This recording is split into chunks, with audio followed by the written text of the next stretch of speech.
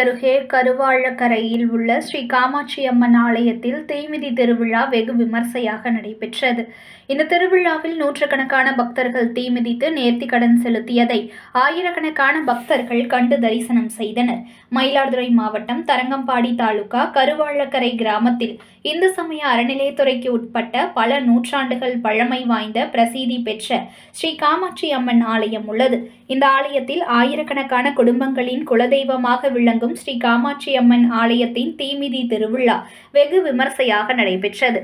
தீமிதி திருவிழாவை முன்னிட்டு காவிரி கரையிலிருந்து சக்தி கரகம் புறப்பட்டது.